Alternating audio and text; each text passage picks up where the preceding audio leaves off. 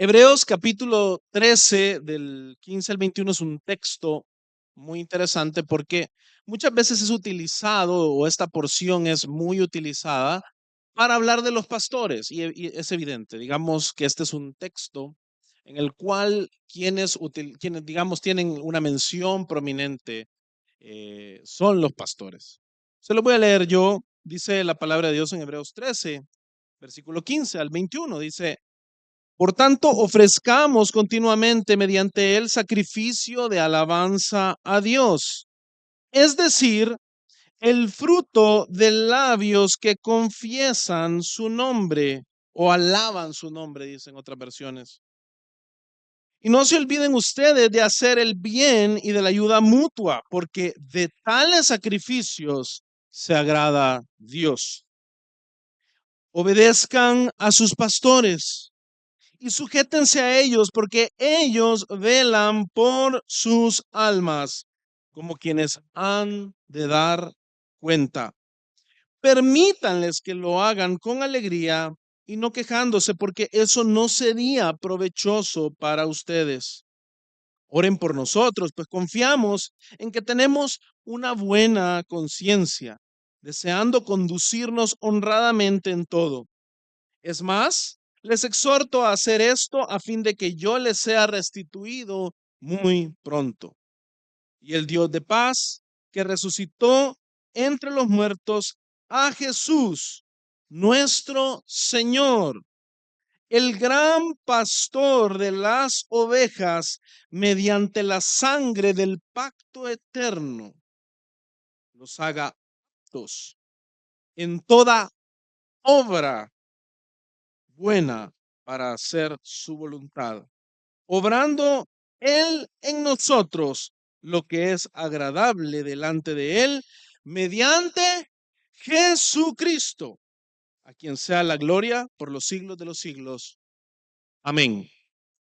Mis hermanos, cuando nosotros vemos este texto, como les decía, puede parecer a simple vista, con una lectura superficial, que el enfoque está principalmente en en los pastores y no en la congregación.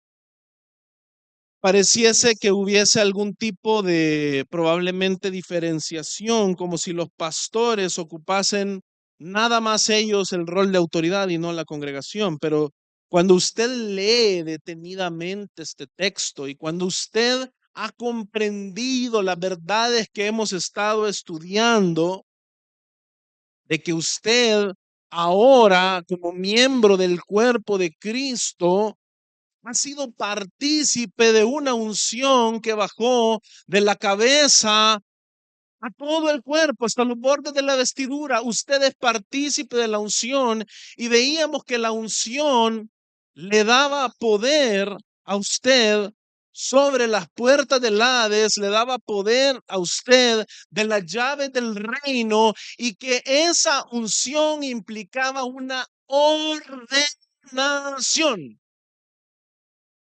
Y en este caso, el autor de Hebreos está haciendo uso de toda esa verdad que hemos aprendido los 3 jueves anteriores para decirnos, asumiendo que somos real sacerdocio, por tanto, ofrezcamos continuamente mediante él sacrificio de alabanza a Dios. Y explica, es decir, el fruto de labios que confiesan su nombre. ¿Se acuerdan que hablábamos de la importancia de la confesión correcta? Y que esta confesión correcta era dada por el Padre. Esta confesión correcta era el Hijo mismo, era la verdad de que Jesucristo es el Cristo, el Hijo de Dios viviente. Toda la enseñanza del antiguo pacto y de Israel resumida en esa confesión de Pedro que usted y yo hoy hemos abrazado. Y veíamos que esta confesión era posible solo por medio del Espíritu. No ha sido revelada por carne ni por sangre, sino por el Espíritu Santo de Dios a cada uno de nosotros. Cuando nosotros ofrecemos sacrificio de alabanza, es decir, el fruto de labios que confiesan su nombre, significa que hemos recibido la dádiva de Dios en Jesucristo por medio del Espíritu Santo, del poder del Espíritu Santo, el cual es la unción. Cuando usted vino a Cristo, el Espíritu Santo le bautizó. Usted recibió un bautismo en el óleo santo del Espíritu, con el cual usted participa de la unción sacerdotal en el caso de este texto de Cristo. Y por eso es que este texto lo pone a usted como ofreciendo un sacrificio de alabanza a Dios. Pero si usted se fija, este sacrificio de alabanza ya no son machos cabríos, ya no son corderos que se tienen que ofrecer continuamente, porque el sumo sacerdote Jesucristo se ofreció a sí mismo una vez y para siempre. Y como usted y yo participamos de su sumo sacerdocio, ahora no nos queda más que confesar que Él es el Cristo, el Hijo de Dios, y nuestra vida dan estos frutos de alabanza. Mis hermanos, el objetivo de los últimos 3 sermones fue usted atraparlo bajo un argumento poderosamente bíblico en el entendimiento que usted tiene una unción, una ordenación a un real sacerdocio del cual debe usted participar. Por eso el texto nos dice con total claridad: y no se olviden ustedes de hacer el bien y de la ayuda mutua, porque de tales sacrificios se agrada Dios. Esto nos muestra una iglesia activa. Esto nos muestra una iglesia participando de la obra completa de Cristo. El autor de Hebreos nos está contradiciendo. Él ha enseñado con claridad lo completo del único sacrificio de Cristo. Es decir, no se está contradiciendo hoy el autor de Hebreos y está diciendo algo diferente. Pero si usted se acuerda, por eso sentamos la base cuando hablamos de la simiente y hablamos de cómo la simiente hablaba de uno, pero a la vez hablaba de muchos. De la misma manera, el autor de Hebreos está ahora transmitiendo el resultado del sacrificio de aquel que es uno, de aquel justo por los impíos, a la responsabilidad de los muchos que ahora están en él. Por ende, de estos sacrificios se agrada a Dios. ¿Por qué? Porque son el resultado del único verdadero sacrificio en la cruz del Calvario de Cristo Jesús. Aquellos que confiesan la verdad de Dios, que les ha sido dado por el Padre, toda aquella enseñanza sobre el Cristo, el Hijo de Dios, nace de sus corazones. El deseo de obrar como Cristo, porque son también uno en Cristo. Y es esa la base de lo que hoy vamos a discutir. Nosotros entendemos entonces que participamos de la obra completa de la cruz mediante la ayuda mutua. Y esa, mis hermanos, es parte de la tarea de gobernar la iglesia. Mis hermanos, la congregación, cada uno de nosotros ha sido ordenado y ha sido ordenado como ese real sacerdocio, ha sido ordenado como esos profetas de Dios que deben llevar la luz de Jesús al mundo, que participan de el poder que ha recibido, de la autoridad que ha recibido Cristo al ser exaltado a la diestra de Dios para llevar a cabo la gran comisión, para ser testigos en Jerusalén, en Judea, en Samaria y hasta lo último de la tierra. Ese es el tipo de testimonio que nosotros damos y lo hacemos porque lo hemos recibido del Padre en el Hijo por el poder del Espíritu. Pero ya que estamos hablando del hecho de que hemos sido ordenados y hablamos en el sermón pasado de la autoridad y de cómo usted tiene autoridad porque ha sido ordenado como sacerdote, como rey, como profeta en Cristo, ojo, no usted, en Cristo, en su participación de la ordenación de Cristo exaltado a la diestra de Dios. Ahora yo quiero que hablemos de cómo concretamente esto funciona en la iglesia. Y por eso vamos a hablar de dos tipos de autoridad en la iglesia. Y ahora vamos a entrar a un tema mucho más concreto. Tal vez las últimas tres prédicas a ustedes les parecieron muy enriquecedoras, pero muy todavía en lo ambiguo. Ahora vamos a aterrizar a conceptos que podemos aplicar y llevar a la práctica. Primero que nada, mis hermanos, es obvio, y como decíamos sobre el texto que hemos leído de Hebreos 13, lo que más sale a relucir normalmente cuando vemos esta enseñanza o cuando hablamos de este texto es los pastores, obedecer a los pastores. Este texto nos lo han citado o para bien o para mal. Lo han utilizado tal vez pastores que imitan al buen pastor o lo han utilizado lobos que no perdonan a la grey. El punto es que los pastores están ahí y son una realidad. Son parte fundamental del gobierno de la iglesia y tienen una autoridad. Vamos a irnos a Ezequiel capítulo 34 del 1 al 6 y luego vamos a echar un vistazo más adelante a los versículos 23 y 25 de ese mismo capítulo. Ezequiel 34 del 1 al 6 y luego del 23 al 25. Yo quiero que usted entienda que este concepto de pastor que está siendo arrastrado acá en Hebreos 13 es el concepto de pastor que está siendo presentado en Ezequiel 34. De alguna manera, por así verlo, como si fuese una muy buena trama de película, que la verdad es que las buenas tramas de película imitan lo que la palabra de Dios hace, que es la revelación de Dios y es la trama más hermosa que puede haber. Pero usted piénselo de esa manera. En Hebreos 13 hay una contestación al problema que se nos está planteando en Ezequiel 34. Vamos a leer la palabra de Dios.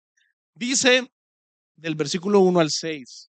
Entonces vino a mí la palabra del Señor: Hijo de hombre, profetiza contra los pastores de Israel. Profetiza y di a los pastores, así dice el Señor Dios: ay de los pastores de Israel que se apacientan a sí mismos. ¿No deben los pastores apacentar al rebaño?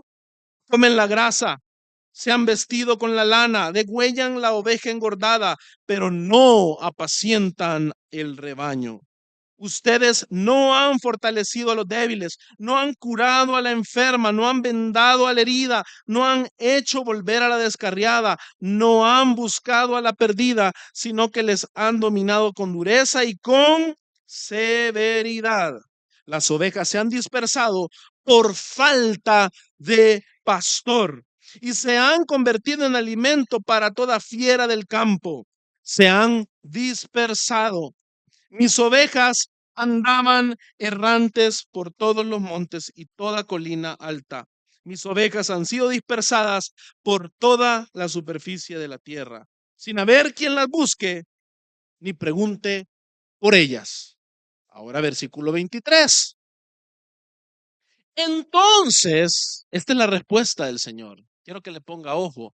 Esta es la profecía de lo que el Señor va a hacer para restituir lo que al pueblo le ha sucedido en juicio. En su gracia, el Señor va a traer un nuevo tipo de pastor y quiero que usted le ponga ojo. Entonces pondré sobre ellas un solo pastor que las apacentará mi siervo David, él las apacentará y será su pastor. Entonces yo, el Señor, seré su Dios y mi siervo David será príncipe en medio de ellas. Yo, el Señor, he hablado. Haré un pacto de paz con ellos y eliminaré de la tierra las bestias feroces para que habiten seguros en el desierto y duerman en los bosques. Mis hermanos, ante el problema natural que lleva como consecuencia el ser un pueblo que de labios le honra, pero su corazón está lejos del Señor, es que sus autoridades serán autoridades igualmente pecadoras. Serán autoridades malvadas, serán autoridades que no son el rey que el Señor mandó en su ley al pueblo. Un rey que es como un hermano entre sus hermanos y que tiene una copia de la ley. Un rey que es ejemplo para su pueblo. Un rey que no oprime a su pueblo, no engrandece su ejército con ellos, no toma de ellos concubinas, sino que un rey amoroso. Deuteronomio 17 le pinta a usted ese rey que la ley de Dios manda. Pero la respuesta del hombre pecador fuera de la gracia de Dios, fuera de la obra del Padre, mostrando a Cristo Jesús, lo único que pueden hacer de corazones pecadores es este tipo de pastores que acabamos de ver. Y mis hermanos, la autoridad pastoral en Ezequiel 34 no se está refiriendo a sacerdotes, se está refiriendo a gobernantes. ¿Por qué es importante entender esto? Porque lo que está haciendo el autor de Hebreos, Pablo, lo que está haciendo es decir, miren, en su iglesia hay gobernantes, pero ustedes son sacerdotes, todos, sin excepción. Entonces, cuando vemos este correcto enfoque de lo que está sucediendo en Ezequiel 34, estos son los gobernantes del pueblo que están dejando morir al pueblo, la restitución en gracia, en misericordia, la redención que el Señor ofrece es precisamente un pastor. Y ese es, dice David, mi siervo. Pero no se está refiriendo a David, el rey de Israel, porque ya sabemos quién es él. Ahora bien, este es un símbolo. Lo que está haciendo el Señor es hablando de David como una casa, como una descendencia. Fíjense que es interesante porque el texto que leímos nos dice en el versículo 20, Hebreos 13:20, dice, y el Dios de paz que resucitó de entre los muertos a Jesús nuestro Señor. ¿Se da cuenta cómo está acá el autor de Hebreos contestando y diciendo, hey, la esperanza de Ezequiel 34 ha venido a cumplimiento? Dice que resucitó de entre los muertos a Jesús nuestro Señor, el gran pastor de las ovejas, mediante la sangre del pacto eterno. ¿Se fijó usted que una de las promesas de Ezequiel 34 era que él haría un pacto con el pueblo? Y aquí está diciendo entonces el autor de Hebreos, mediante la sangre del pacto eterno los haga aptos en toda obra buena para hacer su voluntad, obrando Él en nosotros lo que es agradable delante de Él mediante Jesucristo. Los pastores corruptos muestran las obras de la carne con las cuales nadie puede venir a Dios, y el buen pastor Jesucristo obra por el Espíritu. Y en Jesucristo nosotros andamos todos en el Espíritu Y esa es la provisión de pastores que hoy ha recibido la iglesia. El buen pastor, como decía la profecía en Ezequiel 34, en el nuevo pacto, es uno, Jesucristo. Pero en ese buen pastor está descansando la autoridad de los pastores del gobierno de la iglesia de Cristo. Por eso es que el autor de Hebreos llama a obedecer a los pastores. El versículo 17, lo vamos a volver a leer. Dice, obedezcan a sus pastores y sujétense a ellos, porque ellos velan por sus almas. ¿Qué pasaba en Ezequiel 34? Los pastores de Israel comían la gordura y el pueblo estaba sufriendo hambre. Los pastores de Israel velaban por ellos mismos, pero las ovejas de Israel eran como ovejas sin pastor. Sin embargo, el modelo de los pastores que hoy han sido provistos en el buen pastor, ahora velan por las almas de las ovejas, como quienes han de dar cuenta. Y dice, permítanles que lo hagan con alegría y no quejándose, porque eso no sería provechoso para ustedes. Es decir, estos son pastores que velan y el resultado de lo que ellos hacen, aun cuando muchas veces puede inspirar quejas, deja abierta esa posibilidad el autor de Hebreos. Cuando dice, y no quejándose, evidentemente, muchas veces las cosas que los pastores provistos por el Señor hacen o buscan de nosotros van a impulsar algún tipo de queja,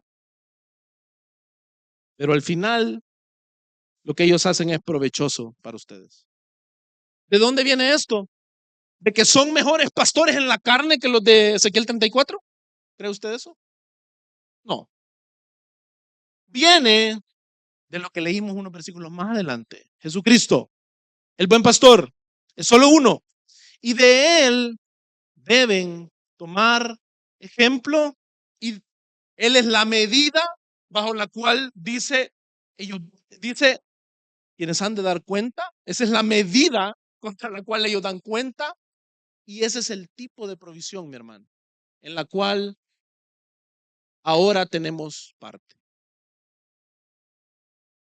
Sé que es un poco complicado venir y pararme aquí, ser yo pastor y decir esto, pero la esperanza es que yo sea un hombre que cada día se parece más a Cristo.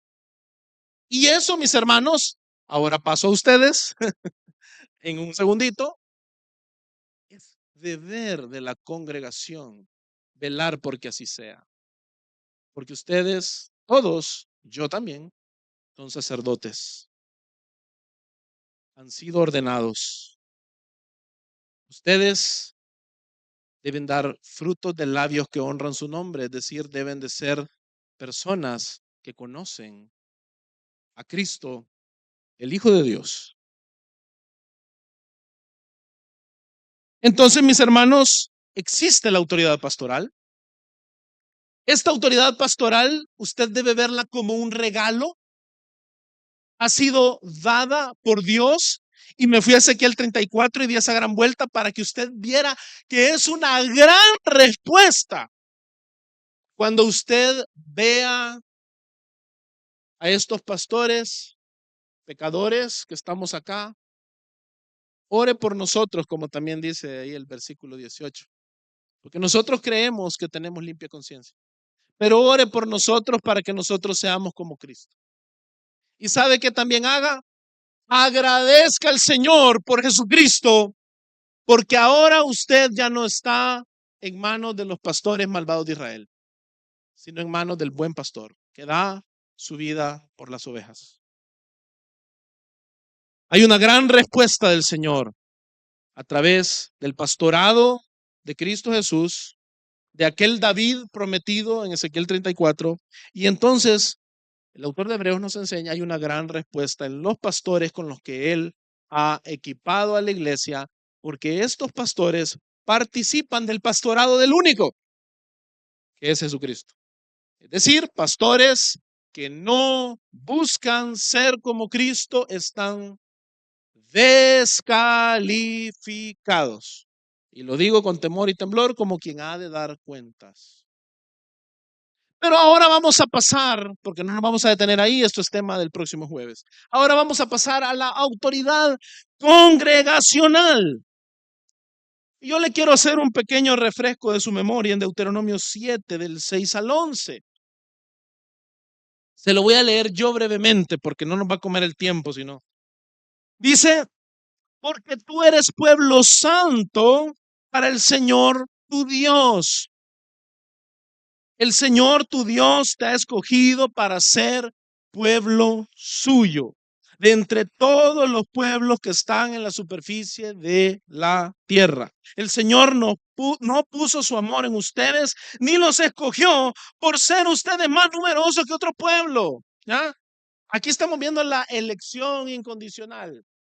Así le pusieron en los cánones de Dort, así se llama esta doctrina.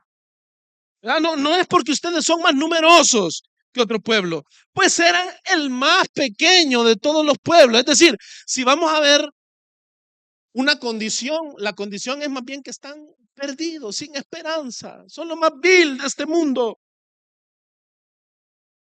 Mas porque el Señor los amó, a saber por qué, esto es elección incondicional, y guardó el juramento que hizo sus padres, el Señor los sacó con mano fuerte y los redimió de la casa de servidumbre, de la mano de Faraón, rey de Egipto. Reconoce pues que el Señor tu Dios es Dios, el Dios fiel que guarda su pacto y su misericordia hasta 1000 generaciones con aquellos que lo aman y guardan sus mandamientos. Pero al que lo odia, le da el pago en su misma cara, destruyéndolo, y no se tarda en castigar al que lo odia. En su misma cara le dará el pago. Guarda, por tanto, el mandamiento y los estatutos y los decretos que yo te mando hoy, cumplirlos. Este texto comienza diciendo que tú eres pueblo santo para el Señor tu Dios, y termina diciendo, guarda, por tanto, el mandamiento y los estatutos y los decretos que yo te mando hoy para cumplirlos. Yo no sé usted, hermano, pero esto me suena a una gran responsabilidad para un pueblo. Este es un pueblo que no es pasivo. No es un pueblo que nada más observa lo que Dios ya hizo, que ya vimos, lo hizo por gracia. Pero es un pueblo que al recibir esta gracia debe de guardar los mandamientos y los estatutos del Señor. Debe de guardar esos decretos que el Señor nos manda para cumplirlos. Es decir, es un pueblo activo. El Señor vino y les salvó con mano poderosa. Hay una alabanza preciosa que nosotros escuchamos. No les puedo decir exactamente porque está en inglés, pero dice: la mano poderosa del Señor que creó los cielos y la tierra estuvo colgada en la cruz, permaneció colgada en la cruz. Y con esa mano poderosa, mi hermano, el Señor nos ha salvado. ¿Qué pueblo santo no debemos ser nosotros? Me pregunto yo. Por ende, esto nos debe de comprometer.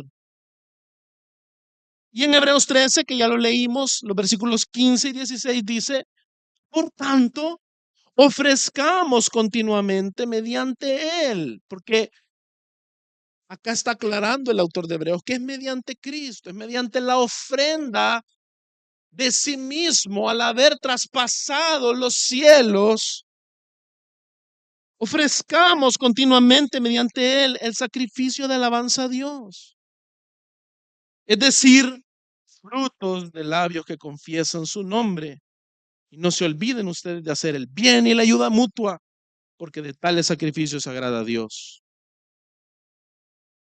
Nosotros somos el pueblo, como ya vimos, conformado por hijos de ¿quién?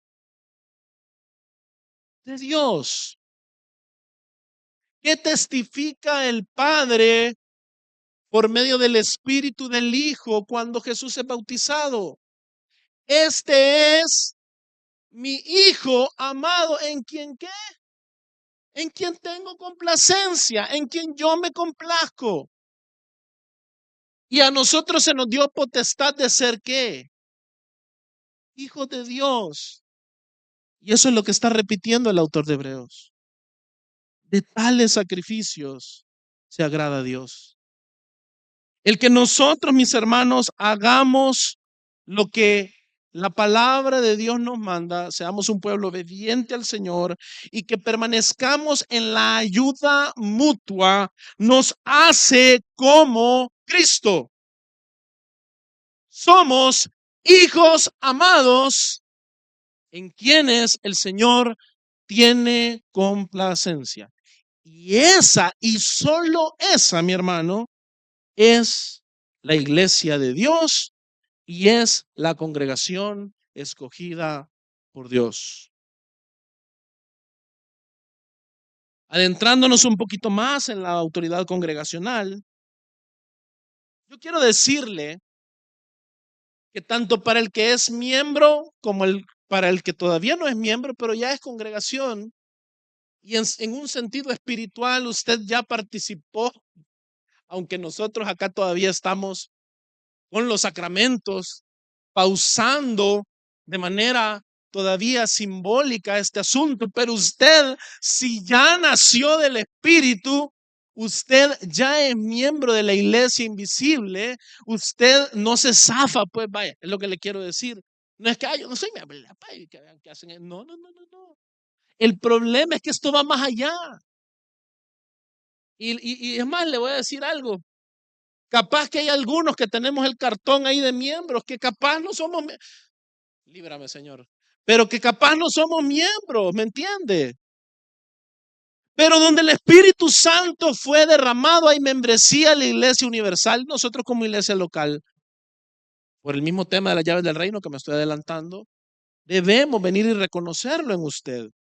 Pero usted, desde el momento en el que dice yo soy nacido de Dios, yo tengo la confesión de Pedro, yo la creo y la celebro y la vivo, usted debe de entender algo. Usted como miembro de la iglesia, por eso ya aclaré, no miembro de Gracia y Verdad y que tiene el diploma, sino miembro de la iglesia, para que nadie se zafe aquí. Usted como miembro de la iglesia tiene un oficio, ¿ya? Usted fue ordenado. Nos detuvimos un poco en lo que nos alcanzó el tiempo en el Antiguo Testamento para ver que a todo aquel que se le derrama un aceite en la cabeza, se le está ordenando. Los primeros ordenados eran sacerdotes, luego fueron ordenados reyes y luego fueron ordenados profetas. Por ende, usted tiene un trabajo y todos los oficios de Cristo también son sus oficios. Porque usted tiene la misma unción del santo, ¿se acuerda? Primera de Juan 2. ¿Quién es el santo? No es el luchador mexicano, ni tampoco es el pastor ungido allá de la colonia, no. El santo es Cristo Jesús, el Hijo de Dios. Y usted tiene la misma unción. Y dice Juan, y todos ustedes lo saben. Es decir, todos nosotros acá somos testigos de ello. Nadie se zafa. ¿Se da cuenta por qué nos tomamos 3 sermones para que hoy estuviéramos todos bien amolados aquí?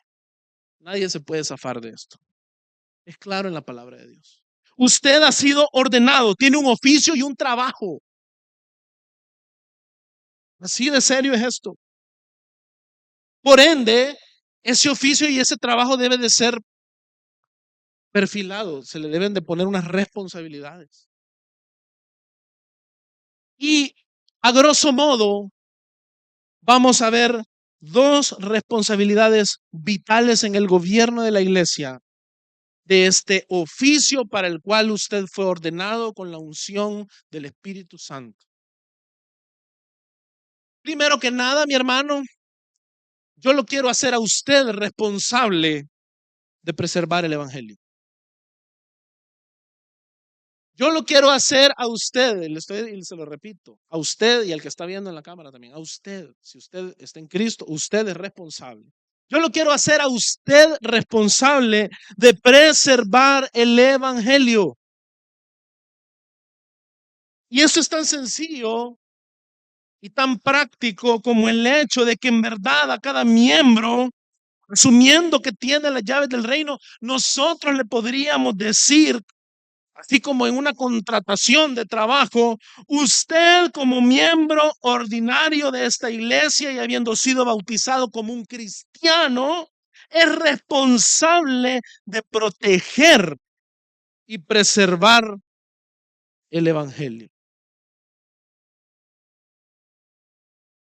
¿No me cree? Vámonos a Gálatas 1, del versículo 6 al 10. Fíjense lo que dice el apóstol Pablo.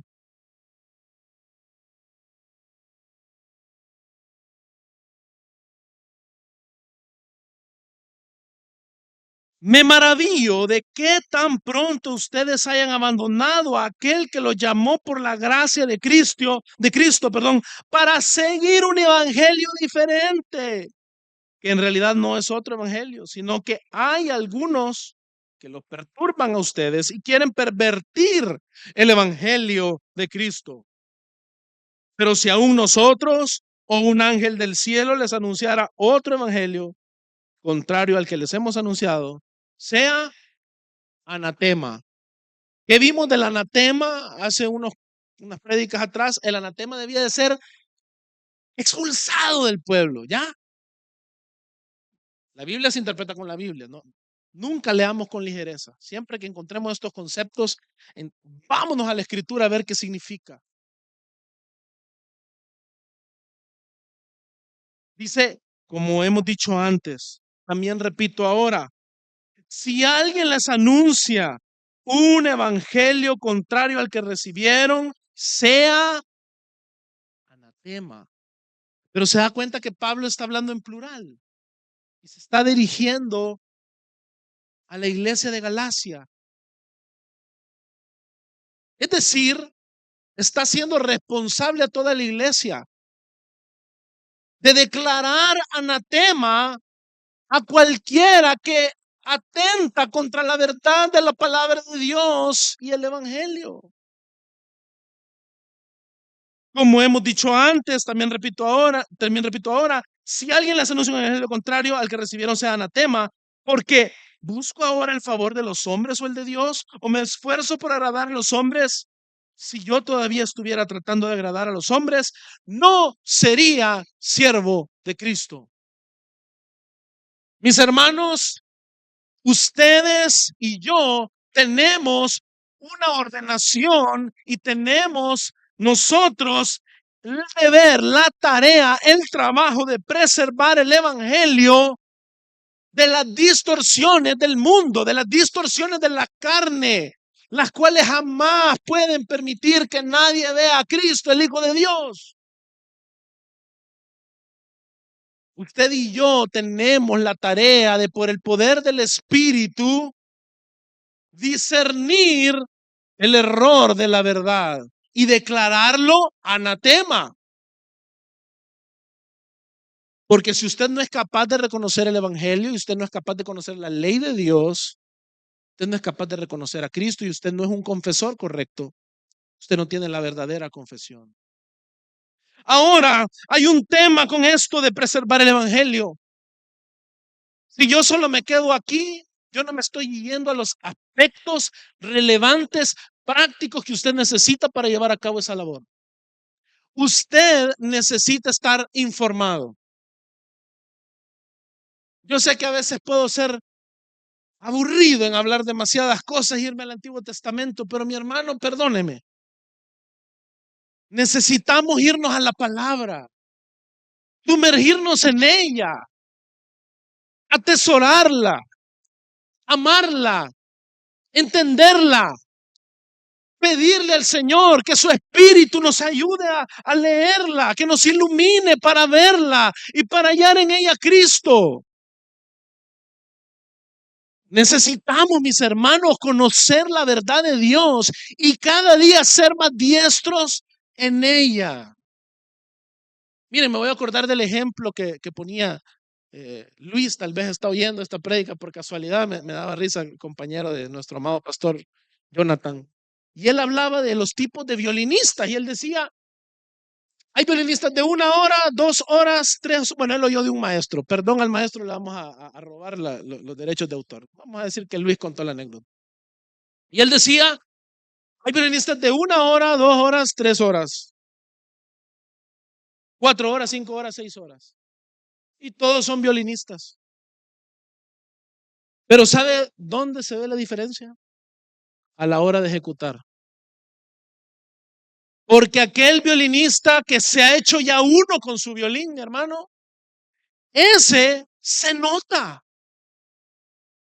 Y cuando vemos este trabajo para el que hemos sido ordenados, imagínese usted que muchos trabajamos. Y si no trabajamos, tenemos responsabilidades. Si hay amas de casa, tienen una responsabilidad en la casa. Y saben que el no hacerlas trae consecuencias. Si en obras terrenales somos capaces de entender que no podemos ser indisciplinados, cuánto más en esto que procede de Dios. Mis hermanos, deberíamos en el afán de preservar el evangelio, sumergirnos en las escrituras, porque la fe viene por el oír y el oír la palabra de Dios. Punto. Cuando hablábamos de que a Pedro no le vino un éxtasis ahí, el Cristo, el Hijo de Dios, hablábamos de la importancia de la escritura. Y si este humilde pescador galileo había observado suficiente o escuchado suficiente escritura y visto lo suficiente a la escritura encarnada caminar como para confesar esta verdad. Por ende, usted, mi hermano, no tiene excusa. Debe de estar en la palabra de Dios, debe de buscarla de día y de noche, pero no como un sacrificio doloroso o un azotar el cuerpo, sino como un deleite, como algo que usted quiere volverse virtuoso, como este ejemplo de los violinistas. Usted quiere que esta palabra sea dominada de una manera precisa, de una manera firme, de una manera que pueda verdaderamente amenazar las puertas del Hades. Y aquí viene la pregunta lógica: ¿cuánto tiempo estamos dedicando nosotros a la palabra? Porque esto, mi hermano, es su trabajo. Y usted está siendo negligente. Y en un trabajo de hombres a usted lo hubieran echado. Así de sencillo. Debemos de estar en la palabra, debemos amar la palabra. Esto solo se lo puede dar el Padre por medio del poder del Espíritu, amar la palabra. Por tanto, usted tiene que orar, pedirle al Señor que le ayude a irse a la palabra. Usted tiene que buscar a otros hermanos que usted sabe que estudian la palabra con diligencia y aprender de ellos. No necesariamente el pastor, puede ser el pastor, y crecer. Pero nunca, mi hermano, un creyente que pretende preservar el evangelio puede ser un usuario básico de su Biblia.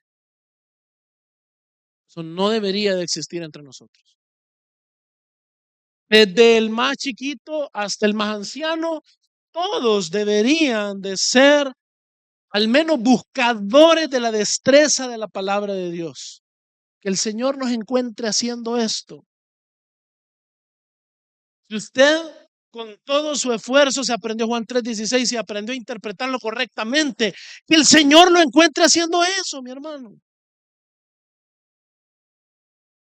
Pero esto es un requerimiento de su labor, porque las llaves del reino implican que usted debe preservar el evangelio. Y hoy no tenemos excusa. Nosotros veíamos en Isaías 22 a Eliakim, aquel hombre que el Señor pinta como un hombre fuerte, como un hombre seguro, como un hombre como una clavija en quien se pueden colgar muchas cosas, pero que un día se iba a quebrar.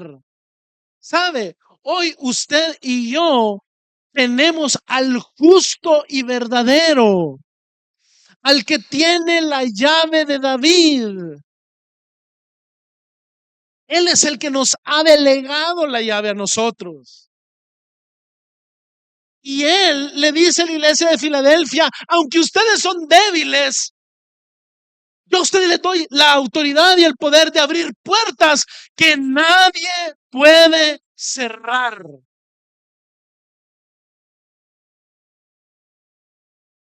Eso es lo que un creyente que entiende a lo que ha sido llamado puede hacer en el poder de Dios cuando es fiel a su deber de preservar el evangelio.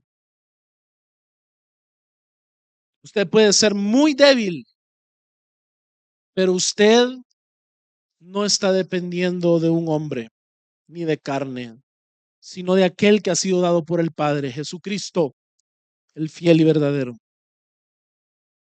Él es el que tiene la llave de David y en él tenemos nosotros la llave de David y las llaves del reino. No solamente, mi hermano, tenemos el deber de preservar el evangelio, sino también ayudar a aprobar a los ciudadanos del evangelio. Esto es algo muy importante porque esto requiere que usted y yo hayamos aprobado el paso anterior en nuestro ejercer nuestro trabajo y ordenación. Si yo soy un correcto defensor del evangelio, yo puedo también aprobar a los ciudadanos del evangelio. ¿Qué significa concretamente esto? No significa que yo voy a andar definiendo la salvación de nadie, no se refiere a eso, hermano. Pero sí se refiere a todo aquello visible que ocurre en la casa de Dios que debe ser juzgado por nosotros, quienes tenemos las llaves del reino. Usted y yo no somos llamados a decir, hay que ver qué hace. Pues sí, como es un hipócrita y llega, pero tiene 3 mujeres. Usted y yo no somos llamados a decir, bueno, es el pastor y yo voy para oír la prédica, no para verle la vida. Predica bien bonito. No, no, discúlpeme. Así es como permanece el anatema que debe de salir en medio de nosotros. Usted no puede ser un juez en medio de la casa de Dios si usted no toma este compromiso serio con la palabra de Dios. Usted se va a volver como los corintios. ¿Qué estaban haciendo los corintios? ¿Se acuerda usted? Ellos estaban llevando los asuntos de la iglesia ¿a dónde? A los tribunales. De tal manera que, no, el hermano aquel, yo le pagué algo que me vendió ahí, me había ofrecido, el hermano dueño ahí de la librería me bajó. Entonces yo me lo llevo a los tribunales. ¿Le parece a ustedes un juicio conforme a la palabra de Dios? Exponer ante gentiles que no conocen la verdad de Dios asuntos del reino. Pero ¿sabe de dónde nace eso? De nuestra ignorancia de la palabra. Eso nace de también no conocer el amor de Dios, que me lleva a también mostrarle a aquel que no está viviendo conforme al evangelio sus carencias, no para humillarlo, sino para que éste pueda ser conformado al Hijo.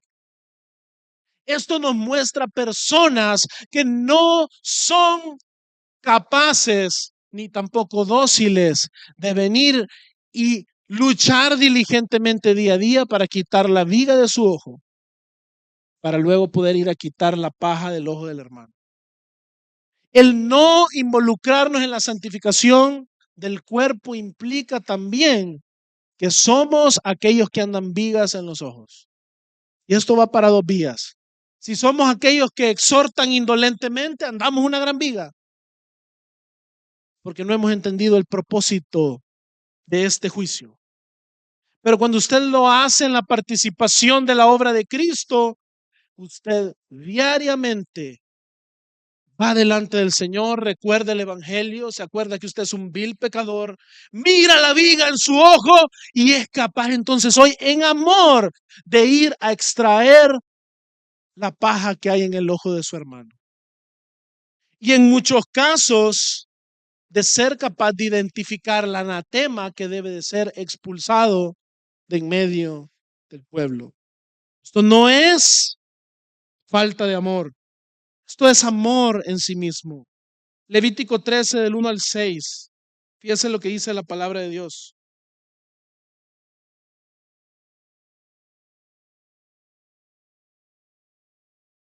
Levítico 13 del 1 al 6 dice la palabra del Señor.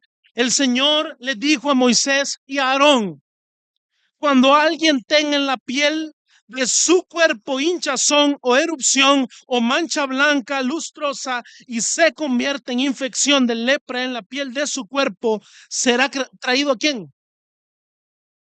Al sacerdote. El sumo sacerdote es Cristo, sí. ¿Quiénes son sacerdotes en él? Dijimos ya, todos, toda la congregación, todos.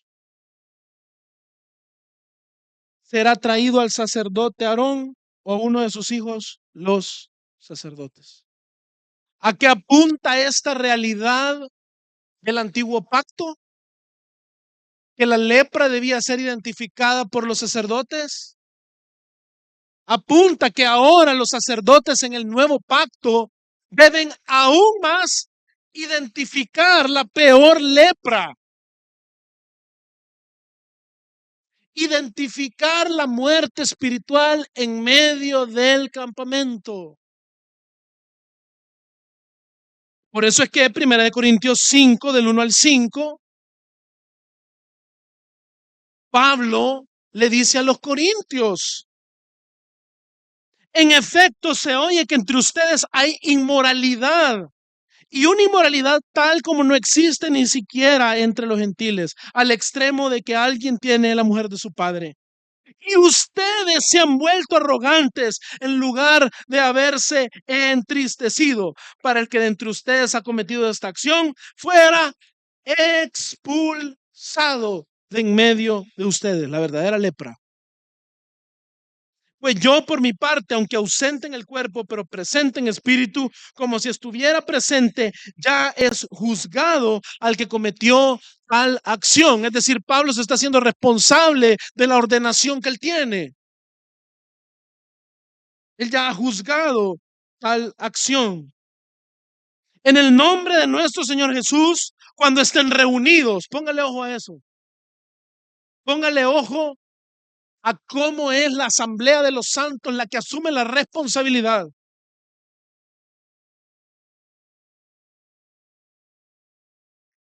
Y yo con ustedes en espíritu, con el poder de nuestro Señor Jesús, entreguen a ese tal, a Satanás, para la destrucción de su carne, a fin de que su espíritu sea salvo en el día del Señor Jesús. Mi hermano, esto le debe a usted dar alarido de la responsabilidad que usted tiene.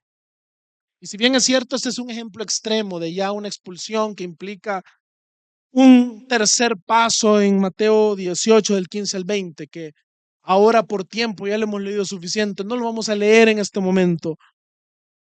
Pero esto a usted le debe demostrar cómo sí es de su incumbencia. Y cuando usted se va a Mateo 18, del 15 al 20, usted se da cuenta de que usted tiene la tarea de venir y ver a su hermano y primero tratar estos asuntos en amor uno a uno. Preocuparse, no se trata de, ay, que vea, qué hace, que fue lo que dijimos hace un rato. No, se trata de mi hermano, es el cuerpo. Somos la iglesia. Yo tengo la responsabilidad de aprobar a los ciudadanos del evangelio. Por ende, debo de venir y exhortar a mi hermano. Si hay completa indolencia, si hay completa falta de arrepentimiento, pues entonces vengo y traigo a dos testigos, no para humillarlo y para después hacerle rápido el tercer paso y echarlo, sino porque en amor yo quiero que él vea que otros hombres piadosos están viendo lo que yo veo y yo le estoy urgiendo a mi hermano, hermano, yo te estoy rogando que te reconcilies con el Señor. Y cuando esto no sucede, pues entonces Pablo está mencionando lo que Jesús dice en el tercer paso. La iglesia completa debe de ser presentada como testigo y si no hay arrepentimiento, tal persona es un gentil y publicano. Ese es un deber de la iglesia. La pregunta es, mi hermano, ¿está usted equipado para tal deber? ¿Está usted en la palabra? ¿Está usted ejercitando el amor mutuo? Porque hablando de exhortar, mi hermano, es bien fácil decir, no, yo voy a andar exhortando a todo el mundo. Mira, hermano, la exhortación no tiene significado sin relación. Si a mí se me acerca alguien a pelarme la cara y no conoce mi vida, bueno, el Señor providencialmente te puede usar, porque sí. Pero eso no es la obra de Dios. Dios se glorifica y usa burros. Pero la exhortación hecha con amor, mi hermano, es una exhortación con significado.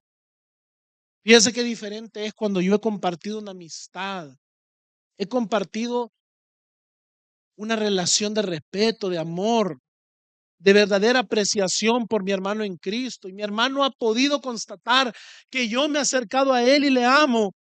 Y cuando yo vengo y traigo la exhortación, esa exhortación va a ser igualmente difícil. Probablemente va a ser rechazada en un primer momento. Pero es una exhortación que ha sido hecha en el contexto del amor sacrificial de Cristo, quien murió por los pecadores. La pregunta es, ¿usted se ha tomado el tiempo de ser ese tipo de juez en medio de la congregación que lo hace en amor, como Cristo le amó a usted? ¿O es un exhortador plano y llano? ¿Le anda diciendo las verdades a todo el mundo? Usted es Mr. Viga. Anda a la viga y le anda apoyando el ojo a todo el mundo.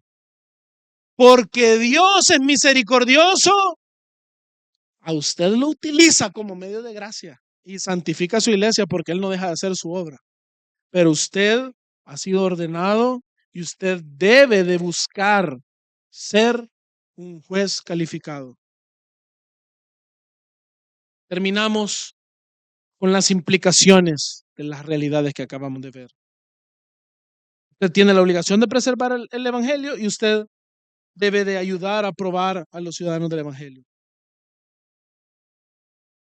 Las implicaciones de aprobar a los ciudadanos del Evangelio son que hay una autoridad, mi hermano, en la membresía de la disciplina y de liderazgo en la iglesia. Hay una autoridad no solamente de venir y presenciar, sino de participar activamente, mi hermano. Cuando nosotros nos reunimos como congregación, y es al modelo al que estamos avanzando como iglesia, gracia y verdad, empezaremos a reunirnos como miembros para asuntos tan específicos como la membresía. Pero yo quiero que usted vea lo delicado que es esto, porque si usted es un mal juez y nosotros presentamos a prospectos a miembros y usted los rechaza bajo cargos inmaduros, injustos, inviables de acuerdo a la palabra de Dios, usted se ha vuelto un obstáculo en la iglesia de Dios. Sí, usted tiene esta autoridad, usted ahora va a poder participar en la decisión de quién es miembro, pero eso le demanda a usted conocer la palabra de Dios y entender quién es un confesor correcto de la palabra de Dios. Si no, usted, mi hermano, está siendo un miembro negligente. Sí, mi hermano, qué bueno el poder que nos ha conferido la unción que tenemos en Cristo, pero yo debo de venir y comprender que todo esto debe ser hecho con temor y temblor, porque estoy participando de la obra de Cristo. Juzgar mal quien debe de ser un miembro en la casa de Dios debería de ser algo que nos preocupa. Nos debe de llevar a la madurez, al punto de ser capaces de decir, ay, es que el modo de este brother no mucho, ¿verdad? Tiene su modo medio raro, pero honestamente es un hermano en la fe. Creo que debe de ser miembro del cuerpo, debe de ser miembro de la iglesia. Pero ¿qué va a producir miembros inmaduros? Miembros que no conocen la palabra, miembros que ni conocen el evangelio ni lo aplican a su vida. A mí me cae mal. No, yo me opongo. ¿Por qué estoy poniendo estos ejemplos? Porque es el tipo de escenario del que debemos de madurar para no llegar como iglesia en el gobierno bíblico que vamos a tener. Sí, usted va a tener esa gran potestad y responsabilidad, pero ejérzala con seriedad, ejérzala con amor, ejérzala como Cristo.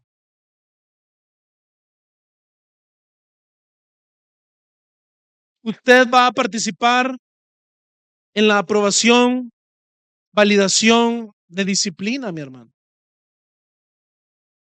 Ya se va poniendo todavía más complicada la cosa. ¿Con qué actitud va a venir acá cuando haya sido hallado anatema en medio del cuerpo y tengamos que exhibir un pecado público de un hermano? ¿Se va a doler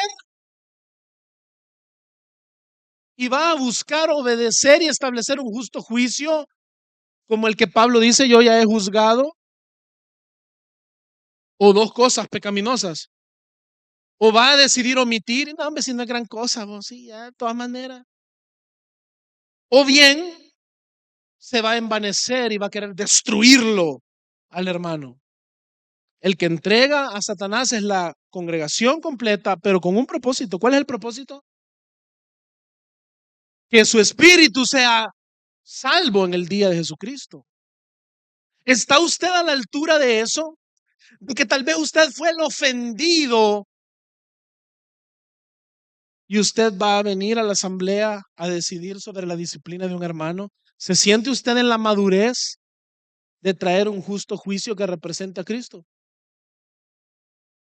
Si la respuesta es no, mis hermanos, de verdad, vámonos a la oración, vámonos a la palabra, crezcamos, maduremos, porque no podemos permanecer siendo niños. Usted también va a ser responsable de evaluar una declaración de fe cuando alguien se está uniendo a la iglesia. Y esto es tan sencillo, mi hermano, como conoce usted el evangelio. Si a usted le dicen, yo soy cristiano y yo quiero ser miembro porque yo soy tan buena persona que el Señor me ha escogido para ser su hijo. Y Él, al ver lo maravilloso que soy, fue y clavó a su hijo en la cruz porque yo valgo su sangre.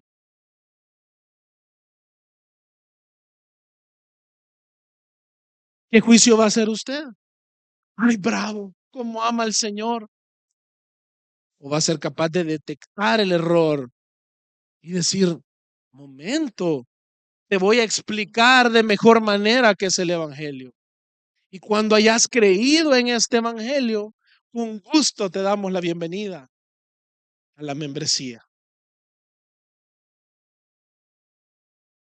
También, mi hermano, usted va a formar parte de la aprobación de quiénes son los líderes. Esto es importante que usted lo entienda, porque acá no es política. De verdad, mi hermano, la elección de liderazgo es un asunto serio. Primera de Timoteo 3, se los leo yo porque me ha consumido el tiempo. 3 del 8 al 10 dice, de la misma manera también los diáconos deben de ser dignos de una sola palabra, no dados al mucho vino ni amantes de ganancias deshonestas, sino guardando el misterio de la fe con limpia conciencia. Que también estos sean sometidos ¿a qué? A prueba primero. Y si son irreprensibles, que entonces sirvan como diáconos.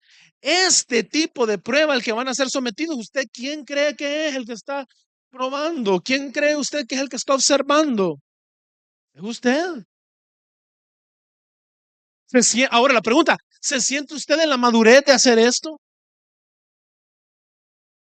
¿Se siente usted en la facultad de hacerlo responsablemente sin deshonrar el nombre de Cristo? Hay mucho trabajo que hacer, hermanos. Y para finalizar, la última implicación que vamos a ver brevemente es, usted también va a tener autoridad sobre los recursos y el presupuesto de la iglesia. Es muy importante, porque mire, como una cuestión de prudencia, y sobre todo nosotros vivimos en Latinoamérica y hemos vivido el fenómeno del evangelio de la prosperidad, las mega iglesias, los abusos.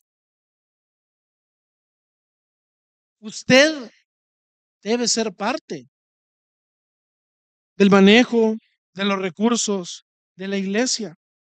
Son un asunto suyo, enterarse de las necesidades. Y usted debe de acostumbrarse que si va a ser miembro de Gracia y Verdad, usted entonces va a participar de reuniones en las cuales se le va a exponer lo que ha ingresado. Se le va a exponer cómo se está utilizando, mi hermano. Se le va a explicar específicamente cuáles son esas carteras a las que va a parar el dinero que se está ofrendando. Y como se espera que usted es un miembro maduro que ha estado en la palabra y que tiene discernimiento de Dios por medio de la palabra, por el poder del Espíritu, se espera que en una de esas reuniones usted pueda levantar la mano y hacer una observación y hacerle en amor, con un tono conciliador, con un tono constructivo, con una actitud capaz de ser corregido, pero también con una capacidad y autoridad de que si es necesario que se corrija el rumbo de los gastos de la iglesia, usted tenga responsabilidad y participación. Porque acá, mi hermano, esta no es la iglesia del pastor Córdoba, del pastor Gómez, del pastor... No, de ninguno. Esta es la iglesia de Cristo. Y tenemos una iglesia local que se llama Gracia y Verdad. Y los bienes que el Señor nos ha permitido son para la obra de Cristo. Y todos nosotros como reyes y sacerdotes tenemos responsabilidad y autoridad sobre tales recursos. Por ende, hermano, otra tarea muy importante. Usted debe de ser alguien capaz de asumir esa responsabilidad. Para darle un asidero bíblico a esto, les voy a poner el ejemplo de 1 Corintios 16:2. Vamos a leer el 1 y 2. Fíjense lo que dice el apóstol Pablo en 1 Corintios 16, 1 y 2. Ahora bien, en cuanto a la ofrenda para los santos, hagan ustedes, otra vez la pluralidad, ¿verdad? Hagan ustedes también como instruí a las iglesias de Galacia, que el primer día de la semana, cada uno de ustedes aparte y guarde según haya prosperado, para que cuando yo vaya no se recojan entonces ofrendas. ¿Qué implica todo esto? En la Biblia no nos está hablando de no es un manual, ¿me entiende? Esta es una epístola. Pero cuando usted interpreta correctamente, usted mira y puede asumir varias cosas. Primero que nada, desde el momento en el que los hermanos van a venir y van a poder apartar y guardar según hayan prosperado, eso significa que los hermanos están enterados de las necesidades. Eso significa que ellos se implican en la necesidad de cubrirlas. Están informados y lo pueden hacer con un objetivo establecido. El versículo 3 nos detalla: cuando yo llegue, enviaré cartas a quienes ustedes hayan designado para que lleven su contribución ¿a dónde? A Jerusalén. Es decir, estos son hermanos que están enterados de la necesidad de la iglesia de Jerusalén. Están informados y ejercen esa autoridad de estar informados para ser responsables en ofrendar, pero también en conocer qué es lo que está pasando con los recursos que están usando. Y Pablo acá está dando cuentas y está dando procedimientos de qué va a suceder cuando estas ofrendas hayan sido recogidas. ¿Es ese tipo de involucramiento el que usted tiene o espera tener respecto a los bienes de la iglesia? Mi hermano, con esto cierro, pero yo quiero que lo que hoy brevemente he tocado lo implique a usted en el nivel de ordenación que tiene. Usted ha sido ordenado para esto. Esto es su trabajo. Esta es su obligación. Usted tiene este mandato de parte de Dios en Cristo Jesús y fue ungido ya no con aceite de oliva, sino con el poder del Espíritu Santo. El Señor nos halle haciendo estas cosas, porque aquel que oculta el talento será echado al fuego, será echado al infierno. Vamos a orar. Dios te bendiga. Realmente es un privilegio para nosotros que puedas escuchar el mensaje de la palabra de Dios. Esperamos que Dios obra en tu vida grandemente a partir de lo que puedas escuchar y aprender a través de este sermón. Sin embargo, creemos que solo este sermón es insuficiente y no debería de suplantar por ningún motivo tu asistencia a una iglesia local. La iglesia local es el medio por el cual Dios obra en la vida de su pueblo. Te motivamos a que busques una iglesia sana donde congregarte o puedas contactarte con nosotros en nuestras redes sociales para que nos puedas visitar. Será un gusto poder servirte y que podamos juntos adorar a Dios en comunión con sus redimidos mientras aprendemos de su palabra. Que el Señor te bendiga.